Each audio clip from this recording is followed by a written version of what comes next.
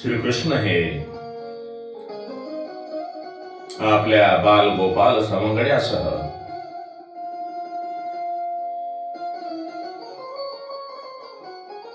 बाललीला करत असताना 7 वर्षाचे होतात तेव्हा ते आपल्या मातेला म्हणतात, हे माते, आता मी मोठा झालेलो आहे आणि मी आता आपली जी गायी वासरे आहेत यांना चारण्यासाठी मी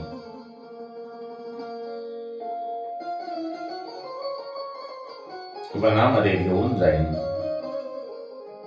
कृष्णाची आई यशोदा शांडिल्य ऋषींना बोलावून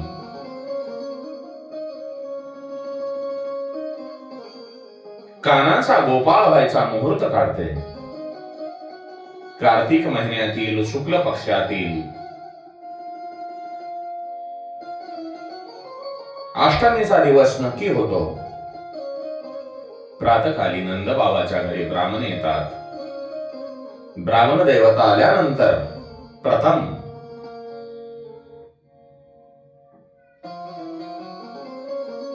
गणपती पूजन झाले. मग श्रीकृष्णांनी कानांनी गायींची धेनूंची पूजा केली. गायींना प्रदक्षिणा करून साष्टांग नमस्कार केला. श्रीकृष्णांचे ते गोपाळ रूप पाहून माता यशोदेच्या डोळ्यामध्ये आनंदाश्रू उभे राहतात. तिच्या मनामध्ये एकीकडे चिंता असते की आता माझा काना गायी वासरांना चारण्यासाठी दिवसभर वनामध्ये जाणार आहे. तो दिवसभर माझ्या नजरेसमोर राहणार नाही.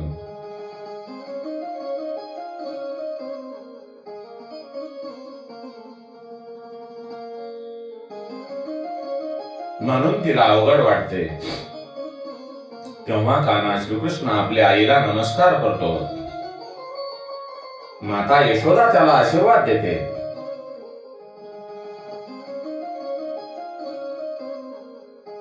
गोपाळांनी कसे असावे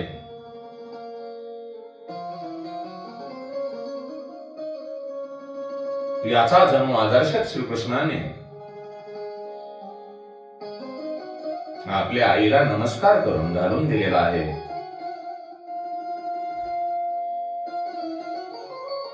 श्रीकृष्णांचा एक नियम होता.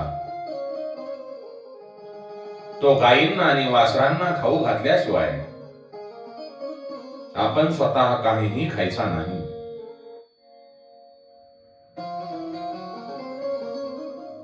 गायींना पाणी पाजले की मगच तो पाणी प्यायचा. त्यांना रोज आंघोळ घालायचा. माता यशोदेने श्रीकृष्णाला काही खायला दिले की त्यातले थोडे गायींना द्यायचा आणि उरलेले आपण खायचा. असा हा रोजचा जो कार्यक्रम आहे, दिनचर्या आहे, ती गोपाल कृष्णांची चालू होती. गायी वासरांना चारत असताना वृंदावनामध्ये श्रीकृष्ण आपल्या समगड्यासोबत अनेक प्रकारचे खेळ खेळत असे. एकदा सुदामा श्रीकृष्णाला म्हणतो, हे श्रीकृष्ण,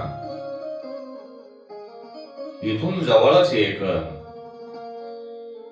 ताड वृक्षाचे वन आहे. तिथे खूप फळे मिळतात, पण तिथे धेनुकासुर नावाचा राक्षस राहतो. तो कोणालाही फळे नेऊ देत नाही.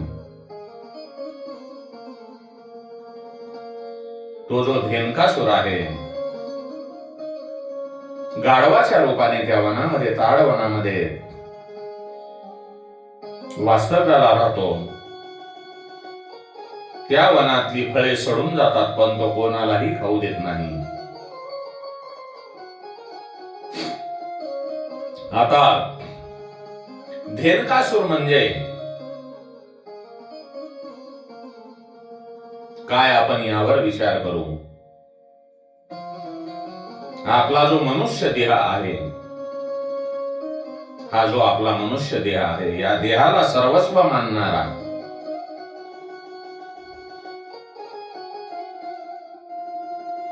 धेनुकासुराचा अर्थ घ्या, लक्षात घ्या. या देहाला सर्वस्व मानणारा आणि अतिसंग्रह करणारा तो धेनुकासुर. अतिसंग्रह म्हणजे आपल्या लक्षात आले असेल, अति पैसा, अति अन्नधान्य, सर्व काही गोष्टी अधिक प्रमाणात, गरजेपेक्षा जास्त संग्रह करणारा, त्याला शुकदेवांनी भागवतामध्ये धेनुकासुर म्हटलेले आहे. धेनुकासुर हा देहध्यास आहे. अविद्येमुळे त्याच्यामध्ये राग आणि द्वेष निर्माण होतो.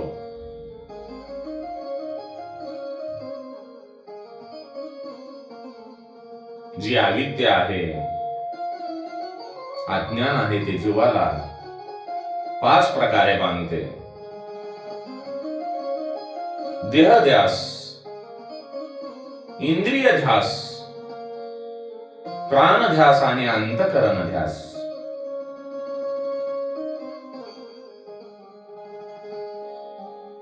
श्रीकृष्ण आपल्या सवंगड्याला म्हणतो,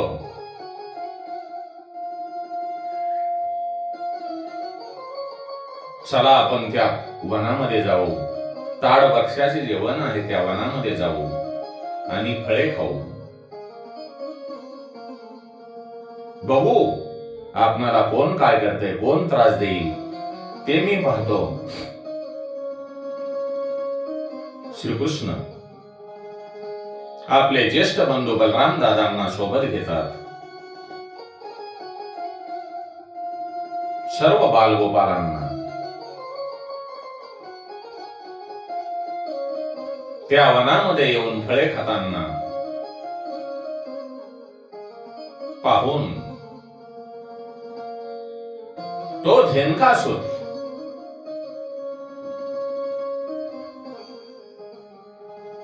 प्रचंड अशा अक्राळ विक्राळ गाढवाचे रूप घेऊन श्रीकृष्णांच्या सवंगड्यावर धावून जातो. पण भगवान श्रीकृष्णांचे ज्येष्ठ बंधू, भगवान श्रीकृष्णांचे भ्राताश्री, शेषनारायणांचे अवतार असलेले बलरामजी त्या धेनुकासुराला मध्येच अडवतात. त्या धेनुकासुराचे मागचे दोन्ही पाय धरून बलरामजी त्या गाढवाला, त्या धेनुकासुराला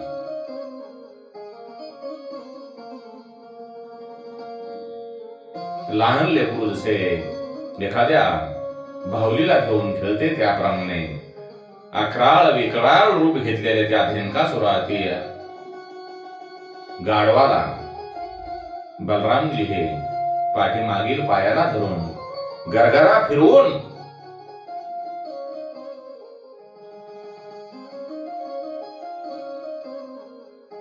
दूर फिरकावून देतो आणि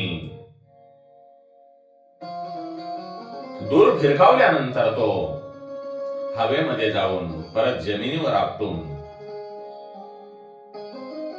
मरण पावतो.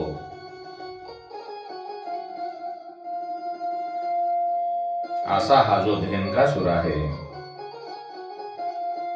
गाढवाच्या रूपामध्ये असलेला, त्याचा बलरामजी वध करतात आणि सर्व समगडी सुदामा आनंदाने कानाची स्तुती करतात, श्रीकृष्णांची स्तुती करतात. आपण सुद्धा भगवान श्रीकृष्णांचे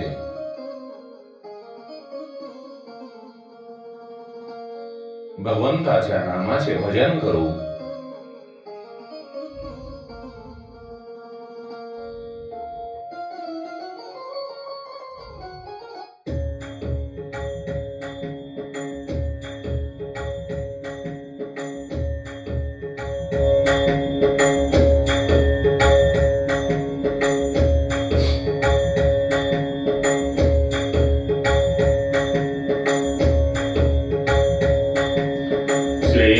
कृष्ण गोविंद हरे मुरारे हे नाथ नारायण वासुदेवाय श्री कृष्ण गोविंद हरे मुरारे हे नाथ नारायण वासुदेवाय श्री कृष्ण गोविंद हरे मुरारे हे नाथ नारायण वासुदेवाय हे नाथ नारायण वासुदेवाय हे नाथ नारायण वासुदेवाय श्री कृष्ण गोविंद हरे मुरारे हे नाथ नारायण वासुदेवाय हे नाथ नारायण वासुदेवाय हे नाथ नारायण वासुदेवाय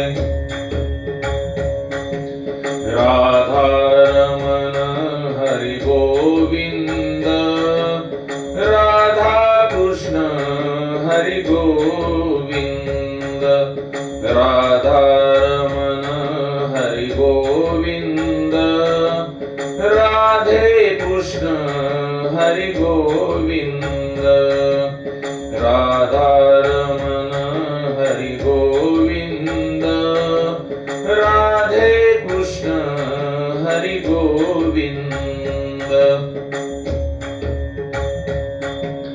गोपाल बोलो हरि गोविंद बोलो गोपाल बोलो हरि गोविंद बोलो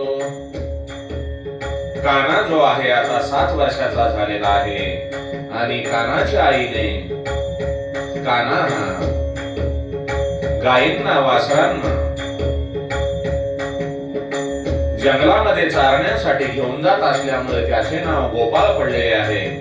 त्यामुळे आपण त्या गोपाळ कृष्णांचे सुद्धा भजन करायला पाहिजे. गोविंद बोलो हरि गोपाल बोलो गोविंद बोलो हरि गोपाल बोलो गोविंद बोलो हरि गोपाल बोलो गोपाल बोलो हरि गोविंद बोलो गोविंद बोलो हरि गोपाल बोलो गोविंद बोलो हरि गोपाल बोलो. वृंदावन धामामध्ये कन्हैया श्रीकृष्ण हे आपल्या सवंगड्यासह गायी वासरांना चारत असताना आपल्या एक एक लीला दाखवत असून ते कंसाचे जे सहकारी आहेत आगासूर बकासूर कर्णाव्रत धेनुकासूर अशा एक एक राक्षसांना अशा एक एक वाईट व्रतींचे निर्दलन करत असून वध करत आहेत आणि त्यांना मोक्ष प्रदान करत आहेत. त्या भगवान श्रीकृष्णांचे त्या भगवान कान्हाचे त्या परमपिता परमेश्वराचे आपण भजन करायला पाहिजे. जग में सुंदर है दो नाम जग में सुंदर है दो नाम चाहे कृष्ण कहे या श्याम चाहे कृष्ण कहे या श्याम. जग में सुंदर है दो नाम जग में सुंदर है दो नाम चाहे कृष्ण कहे या श्याम. जग में सुंदर है दो नाम चाहे कृष्ण कहे या राम चाहे राम राम राम बोलो श्याम श्याम श्याम. जग में सुंदर है दो नाम जग में सुंदर है दो नाम जग में सुंदर है दो नाम चाहे कृष्ण कहे या राम बोलो राम बोलो श्याम बोलो श्याम बोलो राम राम राम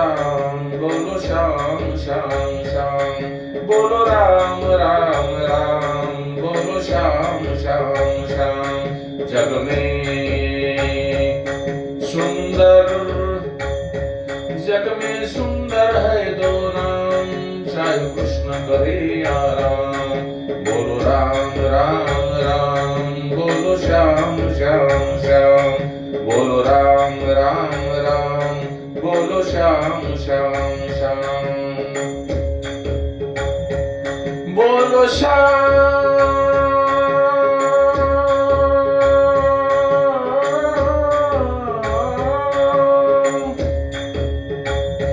बोलो श्याम।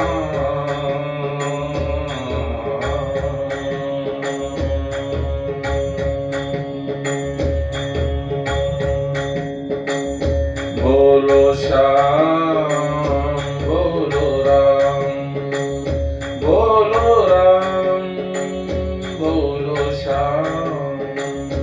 जग में सुंदर है दो नाम, जग में सुंदर है दो नाम, चाहे कृष्ण कहे या राम। बोलो राम बोलो श्याम, बोलो राम बोलो श्याम। बोलो राम बोलो श्याम। राधा रमण हरि गोविंद, राधा कृष्ण हरि गोविंद। राधा कृष्ण हरि गोविंद, राधा कृष्ण हरि गोविंद। राधा रमण हरि गोविंद, राधा रमण हरि गोविंद। राधा कृष्ण हरि गोविंद, राधा कृष्ण हरि गोविंद। राधा कृष्ण हरि गोविंद, राधा कृष्ण हरि गोविंद। राधा कृष्ण हरि गोविंद, राधा कृष्ण हरि गोविंद। राधा कृष्ण हरि गोविंद, राधा कृष्ण हरि गोविंद। राधा कृष्ण हरि गोविंद, राधा कृष्ण हरि गोविंद। राधा कृष्ण हरि गोविंद, राधा कृष्ण हरि गोविंद। राधा कृष्ण हरि गोविंद। राधा रमण हरि गोविंद, राधा रमण हरि गोविंद। राधा रमण हरि गोविंद, राधा रमण हरि गोविंद। राधा कृष्ण हरि गोविंद। राधा राधा राधा राधा राधा। कान्हा हे श्री कृष्ण, हे कान्हा हे श्री कृष्ण। हे कान्हा हे श्री कृष्ण। राधे राधे।